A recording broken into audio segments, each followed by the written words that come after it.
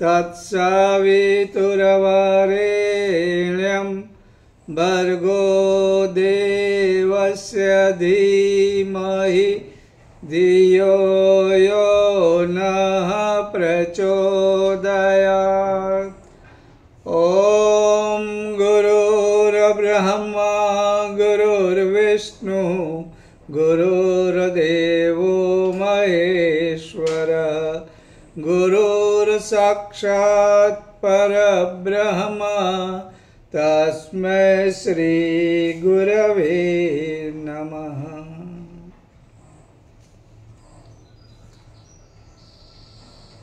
एक बार क्या हुआ, एक गांव में एक आदमी रहता था। उस आदमी का नाम था मस्तराम। बड़ा मस्त था। खाने पीने के बारे में तो बहुत बड़ा मस्त था। जो भी सामने आया खा लेता था। ठंडा हो, गरम हो, तामसी हो, राजस हो, कल का हो, आज का हो, इंडियन हो, वेस्टर्न हो, चाइनीज हो, सब खा लेता था। खाने का वो मास्टर था। एक बार क्या हुआ, उसको खांसी हो गई। खांसी हुई तो 2, 3, 4, 5 हफ्ता दवा ली, लेकिन अच्छा नहीं हुआ। फिर कुछ आयुर्वेदिक औषधि ली, सीतोपलाडी चूर्ण वगैरह लिया, लेकिन उससे अच्छा नहीं हुआ। लोगों ने डराया, अगर 20-21 दिन के बाद भी खांसी नहीं जाती है तो खांसी कोई खतरनाक चीज हो जाती है। अब तुमको सावधान रहना पड़ेगा। किसी बड़े डॉक्टर के पास जाओ। वह गया शहर में, बड़े डॉक्टर के पास गया। डॉक्टर को कहा, देखिए डॉक्टर साहब, मुझे खांसी हो गई है, 20-21 दिन हो गए, आप मेरा इलाज प्रारंभ करें, लेकिन मेरी एक शर्त है। मुझे आप ये मत कहना कि ये खाओ और ये मत खाओ। आप जितना भी पैसा चाहे मुझसे ले लें। आप इंजेक्शन लगाएं, भारी भारी दवाएं दें, मुझे कोई दिक्कत नहीं, लेकिन मेरी एक शर्त है, खाने पीने में टोकना मत, रोकना मत। मैं ये नहीं कर पाऊंगा। आपको जितनी भी महंगी दवाएं देनी हो आप दे दें, मैं पूछूंगा नहीं इतने पैसे क्यों। जितने इंजेक्शन लगाने लगा लो, लेकिन खाने के बारे में कुछ मत बोलना। किसी पथ्य के बारे में मत कहना। पथ्य का पालन मैं नहीं कर पाऊंगा। अब डॉक्टर भी होशियार था, अनुभवी था। उसने कहा, आप बेफिक्र रहो। आपको जो खाना है, जो पीना है, आप खाते रहें, पीते रहें। जितनी बार चाहिए उतनी बार खाइए। रात को खाइए, दिन को खाइए, यहाँ खाइए, वहाँ खाइए। ठंडा चाहिए तो ठंडा आइसक्रीम खा ले, शरबत पी ले, बर्फ़ के टुकड़े मुंह में डाल दो, कोई दिक्कत नहीं।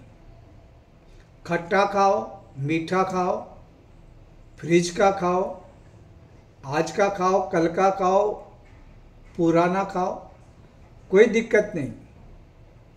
गुटखा खाओ, सिगरेट पियो, पान चबा लो, कोई दिक्कत नहीं। अब वो आदमी तो खुश हो गया, बोला अच्छा हुआ मैं बड़े डॉक्टर के पास आया, उसने तो सब फ्रीडम दिया। उससे पूछा, डॉक्टर साहब और क्या?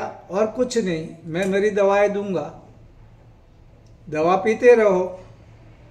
इंजेक्शन लगा दूंगा, कोई बात नहीं, आपको खाने पीने के बारे में कोई रुकावट नहीं रहेगी, आपको जो खाना है खाओ।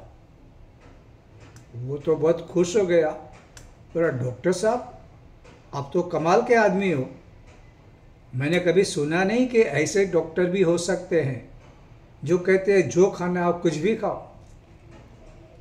डॉक्टर बोला और कुछ नहीं, मेरी जो दवा है ना वो मैजिक वाली है, जादू है उसमें। बोला क्या बात है? बोला देखो आप कितना भी खाओ, कुछ भी खाओ, कभी भी खाओ, उसके साथ मेरी दवा ले लो, उससे आपको 3 लाभ और होंगे। तो उसने कहा और लाभ? हाँ, क्या होगा कि तुम्हारे घर में कभी चोर नहीं आएगा। अच्छा, चोर नहीं आएगा? कभी नहीं आएगा। और तुम्हें कुत्ता काटेगा नहीं। क्या बात करते हो डॉक्टर, ये कुत्ता काटना और इस दवा के साथ कुछ रिलेशन है क्या? कोई नई खोज हुई है? बोला तुम सुन तो लो, कुत्ता काटेगा नहीं, कभी भी नहीं काटेगा, और तुम कभी बूढ़े नहीं बनोगे, कभी तुम वृद्ध नहीं बनोगे। क्या बात करते हो डॉक्टर, इतनी अच्छी दवा, इतनी नई टेक्नोलॉजी, मेडिसिन में इतना फर्क, वाह वाह, क्या डॉक्टर साहब आप भी कमाल करते हैं। ये दवा सचमुच में मैजिक होगी, सब कुछ खाने का, कितना भी खाने का, कभी भी खाने का, और फिर इससे ज्यादा लाभ, घर में चोरी नहीं, no insurance, nothing to worry, कोई चौकीदार नहीं। वाह, कितने पैसे बच जाएंगे, और कुत्ता कभी काटेगा नहीं। अब तो कोई डर नहीं, रात को भी खाने के लिए निकलूंगा, गली गलियों में घूमूंगा, देखूंगा कहाँ से क्या क्या मिलता है। पहले कुत्तों का डर लगता था रात को, अब तो कोई बात नहीं। और डॉक्टर साहब मैं बूढ़ा नहीं बनूंगा, ये तो बहुत आश्चर्यजनक बात है। हाँ बोलता बेटा, कभी तो बूढ़ा नहीं बनेगा। बोला ऐसे कैसे, ये सब कैसे होगा? तो डॉक्टर ने बोला सुनना चाहते हो? तो उसने कहा बिल्कुल, मैं सुनना चाहूंगा। तो डॉक्टर ने कहा देख, तुझे खांसी तो बहुत आ रही है, और तू और भी बर्फ खाएगा, आइसक्रीम खाएगा, फ्रिज का खाएगा, खट्टा खाएगा, मीठा खाएगा, तेल वाला खाएगा, रात को भी खाएगा, दिन को भी खाएगा, तो तेरी खांसी और बढ़ जाएगी, रात भर तुझे खांसी आएगी। तो होगा क्या, तू खांसते रहेगा तो तेरे घर के पास कोई चोर आएगा, वो चोरी करने का सोचेगा, लेकिन वो क्या सुनेगा, तेरी खांसी की आवाज़। वो कहेगा यहाँ तो सब लोग जाग रहे हैं, कम से कम एक व्यक्ति तो जाग रहा है। जब कभी वो प्रयत्न करेगा तुम खांसते रहोगे, क्योंकि खांसी तो और बढ़ती जाएगी। तो चोर कहेगा जागते रहो, जागते रहो, जागते रहो, कहने वाले हो या ना हो, लेकिन यहाँ इस घर में कोई जागता पड़ा है। तो चोर कभी भी नहीं आएगा, इस तरह तेरे घर में कभी भी चोरी नहीं होगी। अरे बाप रे, ऐसा है तो कुत्ता कैसे नहीं काटेगा? कुत्ता क्यों नहीं काटेगा?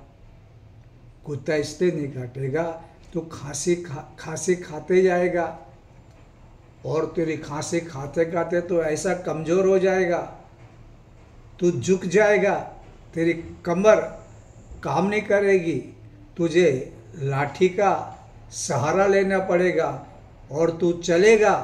ऐसे दिन जल्दी आएंगे, लेकिन कुत्ते तेरे हाथ में लाठी देखकर डरेंगे, इसलिए कुत्ते दूर रहेंगे। जब कुत्ते ही दूर रहेंगे, काटने का तो सवाल ही नहीं आता,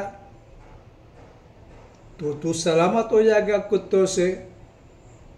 वो आदमी बोलता अरे ऐसा है, और अच्छा वो तो ठीक है, अब ये तो बताओ मैं बूढ़ा क्यों नहीं होऊंगा?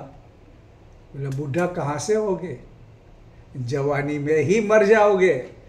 अगर खांसी आती रहेगी, सब कुछ खाते रहोगे, तो खांसी भी है ना, वो अपने परिवार के साथ आती है, फिर अपने बच्चों को बुला लेगी, अपनी पत्नी को, अपने रिलेटिव को। ये जो मुसीबतें आती है ना, वो अपने परिवार के साथ आती है। फिर न जाने कितनी बीमारियां तेरे अंदर आएगी, तो जवानी में मर जाएगा तो बूढ़ा कहाँ से होगा। अब वो आदमी समझा, उसने कहा नहीं डॉक्टर साहब, मुझे जिंदा रहना है, मुझे नहीं मरना है, मुझे बूढ़ा होना है, तो मैं क्या करूं। तो डॉक्टर ने पथ्य लिखे दिया, क्या खाने का, कब खाने का, कितना खाने का, और इस तरह से उसने अपनी बीमारी को भगाने का प्लान बनाया। अब ये बात हुई आरोग्य की। अध्यात्म में भी ऐसी बातें होती है। जब कोई संत महात्मा, गुरु या ऋषि कुछ बात कहते हैं, तो हम कहते हैं ये सब तो ठीक है, हम आपको मानते हैं, जब भी आपसे मिलने आएंगे तो कुछ फल लेके आएंगे,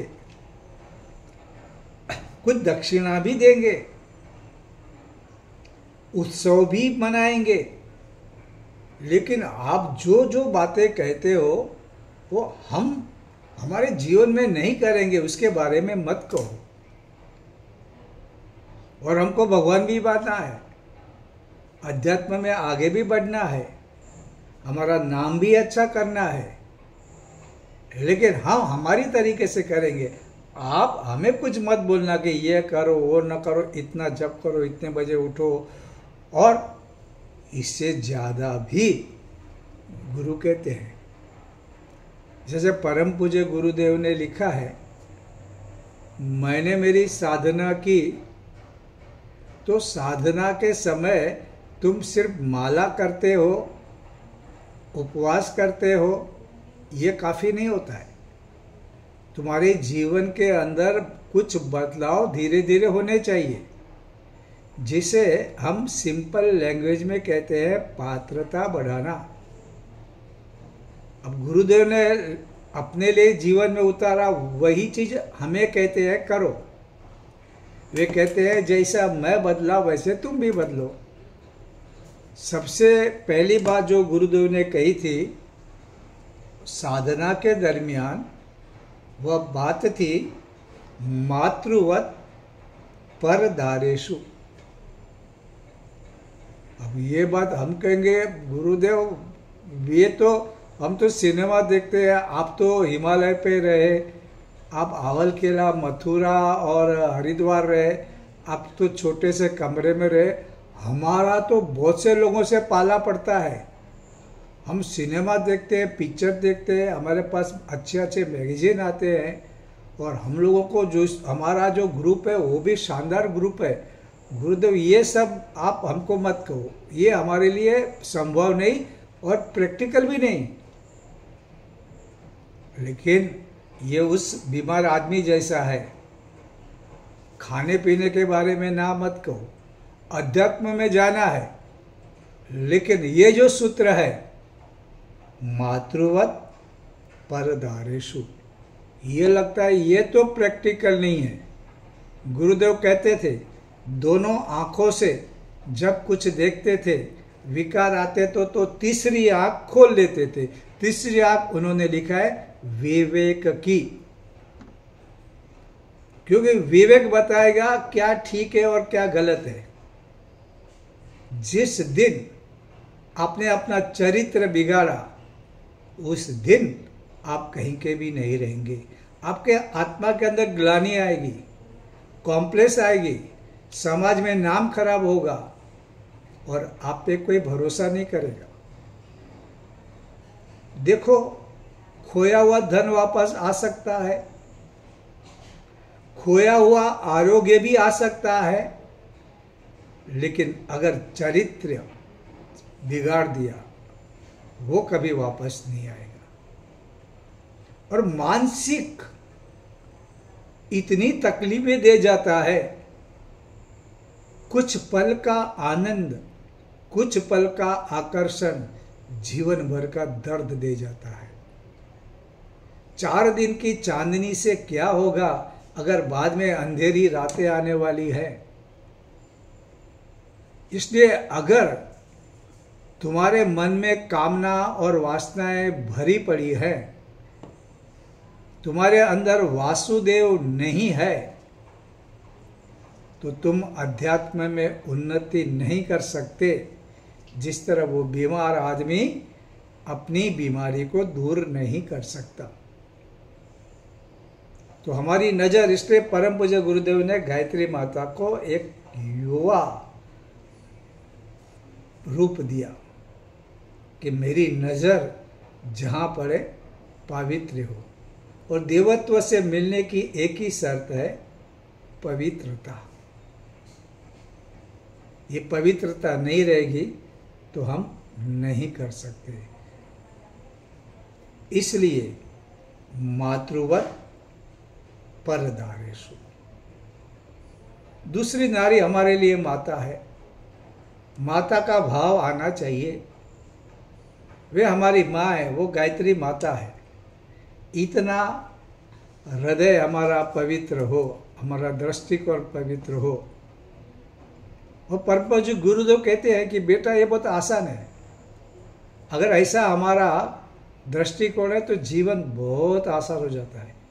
इसे उल्टा करोगे तो न जाने कितनी चिंता है, कितने प्लानिंग, कितने झूठ, कितनी बेईमानी, कितना दिल का जलना, चिंता, चिंतन किधर साइड पे चला जाएगा।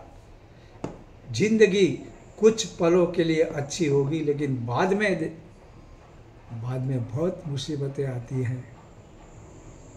इसलिए दूसरी औरतें, दूसरी नारी के प्रति पवित्र नजर एक साधक के लिए बहुत जरूरी होता है। दूसरा गुरुदेव ने स्टेप उठाया, परद्रव्येषु लोष्टवाद। दूसरों का धन अपने लिए नहीं, उसको दूसरों के धन को अपना करना, पराया धन अपनाना, उससे बेईमानी करना, ये गलत है। उनका धन है, उनका है। इसके लिए परद्रव्य हमें नहीं चाहिए। इसके लिए कोई भी ताने बाने नहीं गूंथने हैं। इसलिए कोई प्लानिंग नहीं करना है। हम जैसे हमारा नीति से जो हमारा है वो अमृत है, वो सुख देने वाला है। दूसरे का धन हमें नहीं चाहिए, पराया धन नहीं चाहिए। जिस दिन तुम इस धन, तुम धनवान, तुम पैसे कमाओ, तुम्हारी मेहनत, तुम्हारे ख्याल ठीक है, लेकिन दूसरों का धन गलत तरीके से मुझे नहीं चाहिए। दूसरों को दुखी करके मुझे धन नहीं चाहिए। मेरे समाज और राष्ट्र का नुकसान करके मुझे धन नहीं चाहिए। ये साधक के लिए बहुत जरूरी होता है। कोई देखे या ना देखे, भगवान देखता है, परमात्मा देखता है, गुरु देखता है, और तुम्हारी आत्मा भी देखती है। चांद, सितारे, सूरज सब देखते हैं। वेद में कहा गया है कि आप कहीं बच के नहीं जा सकते। कर्म तुम्हारा पीछा करते रहते हैं। तुम्हारी भावना और कर्म की कहाँ से होते हैं, कैसे होते हैं, इसके बारे में हम आगे देखेंगे, लेकिन आप बच नहीं सकते। और गुरुदेव कहते हैं कि ऐसे करते करते फिर मुझे सहजता से एक ज्ञान हुआ, आत्मवत सर्वभूतेषु, सभी लोग मेरे समान हैं। एक बार जब अपने परायों का भेद चला गया, पराये हैं उनको दुख दो, उनको फंसाओ, उनको विघ्न दो, लेकिन जब अपने परायों का भेद मिट गया, सब आत्मवत लगते हैं। और सर्वभूतेषु, सिर्फ इंसान नहीं, पशु और पंछी भी। मैंने एक शायरी सुनी थी, किसको पत्थर मारूं शीश महल में, हर एक चेहरा अपना लगता है। शीश महल यानी कांच का घर हो, अब जहां देखोगे अपना दर्पण देखोगे तुम्हारा ही चेहरा दिखेगा। अब तुम अपने आप को पत्थर कहां से मारोगे। इसी तरह गुरुदेव कहते हैं, जब सारी दुनिया मुझे मेरे समान रखती है, सर्वभूतेषु, सर्वभूत यानी जो भी इंसान है, प्राणी है, पंछी है, जहां पे भी अस्तित्व है वो मेरा है। ये आने के बाद आप दूसरों को नहीं सताओगे, आप पाप की कमाई और पाप के कर्म और पाप की वाणी नहीं बोलोगे। और इससे आगे आगे गुरुदेव कहते हैं कि मेरी साधना चलती गई और एक दिन ऐसा लगा वसुधैव कुटुंबकम। आपने उपनिषद का ये सुना होगा, अयम निज परोवेति गणना लघुचेतसाम उदार चरिता नाम तु वसुधैव कुटुंबकम। वसुधा एव कुटुंबकम, वसुधा का अर्थ होता है पृथ्वी। सारे पृथ्वी पे रहने वाले मेरे परिवार के सदस्य हैं।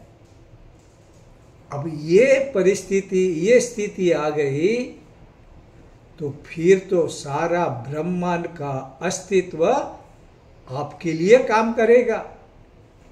आप जीव नहीं शिव बन जाएंगे, आप नर नहीं नारायण बन जाएंगे। और परम पूज्य गुरुदेव का जीवन हम देखते हैं। कोई कहेगा कि हम तो गुरुदेव से दीक्षा नहीं ली, हम तो गायत्री परिवार से नहीं है, तो हम इस बंधन में क्यों आए। ये सिर्फ गायत्री परिवार के लिए नहीं, ये सभी विश्व के साधक के लिए है। कोई भी धर्म, कोई भी संप्रदाय, कोई भी गुरु, कोई भी विचारधारा, उनके जीवन में ये चीजें होगी तो वह साक्षात्कार कर सकता है, वो परमात्मा को प्राप्त कर सकता है। फिर से रिपीट करें, आत्मवत् सर्वभूतेषु मातृवत् परदारेषु परद्रव्येषु लोष्टवान वसुधैव कुटुंबकम। जिस दिन ये भाव आता है तो फिर चिदानंद रूप शिवोहम शिवोहम ये हो जाता है। गुरुदेव ने कभी अपने मुख से अभिमान की बात नहीं की, लेकिन उनके शिष्य मानते हैं कि गुरुदेव और गायत्री माता में कोई फर्क नहीं। गुरुदेव और गायत्री अब तो एक है। जब एक के बारे में सोचते हैं तो दूसरा सामने आ ही जाता है। और ये सहज है, इसमें कोई चमत्कार नहीं। जो भी, गुरुदेव कहते हैं, जो भी व्यक्ति इस तरह से पात्रता कमाएगा, इस तरह से रहेगा, उसका जीवन बदल जाएगा। अब ये बात करते करते इसी प्रकार की विचारधारा के बारे में मैं बात कहूं। जब भीष्म पितामह बाणशैया पे थे, तब भगवान कृष्ण ने युधिष्ठिर से कहा, यह कोई व्यक्ति नहीं जा रहा है, ये ज्ञान जा रहा है। और उनका जाने से पहले ऐसे महापुरुष कभी कभी जन्म लेते हैं। तू जा, उनके चरणों में बैठ और उनसे ज्ञान ले। युधिष्ठिर गए, भगवान कृष्ण भी साथ गए। और भीष्म पितामह ने, हमारे महाभारत में अनुशासन पर्व है, उसमें त्रयोदश अध्याय यानी 13वां अध्याय है। उसमें युधिष्ठिर पूछते हैं, किम कर्तव्य मनुष्येण लोक यात्रा हितार्थिना कथम वै लोक यात्राम तु कम शीलस्य समाचरे। तो कहते हैं कि जो जीवन यात्रा कर रहे हैं, जिन्होंने गृहस्थ धर्म अपनाया है, अपना कर्तव्य निभा रहे हैं, वे कैसे मुक्ति या परमात्मा प्राप्त कर सकते हैं? तो भीष्म पितामह ने कहा, देखो 3 शारीरिक कर्म में जो कहता हूं, 4 वाचिक कर्म की बात करता हूं और 3 मानसिक कर्म की बात करता हूं। जो मैं कहता हूं उसे नहीं करना है। शारीरिक कर्म में क्या है?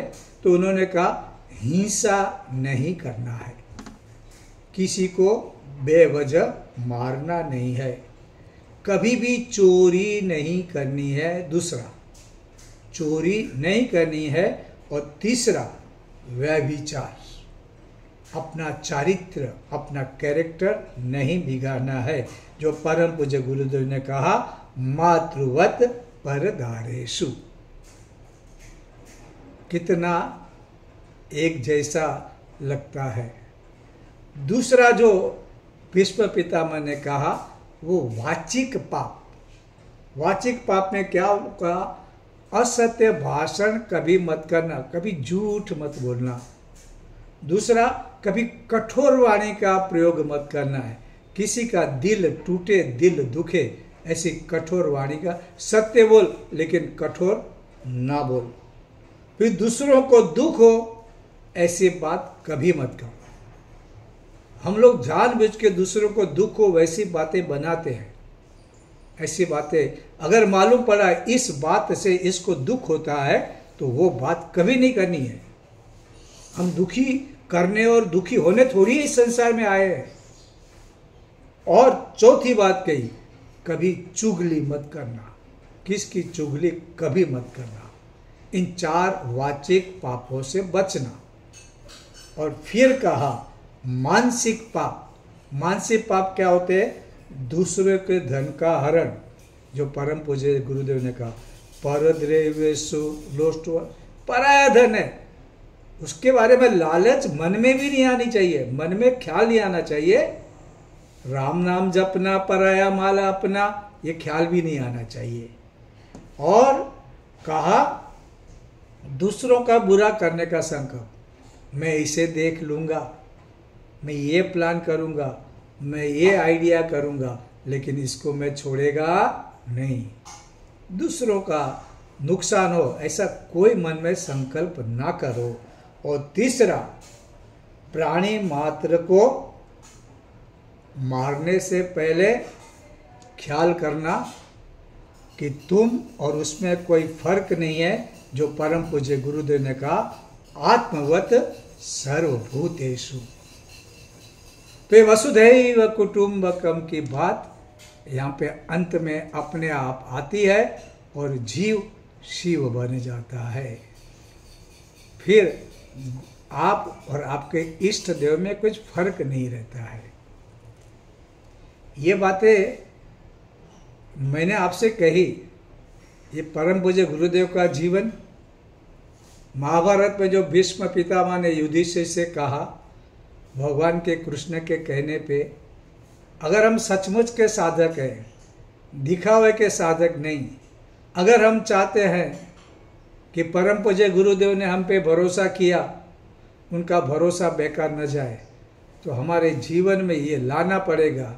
कोई देखे या ना देखे, गुरुदेव देख रहे हैं, परमात्मा देख रहे हैं, और आपके जीवन में सचमुच में इतना बदलाव आएगा कि आपका जीवन तो सुखी होगा, आपके आसपास के लोगों का भी जीवन सुखी होगा।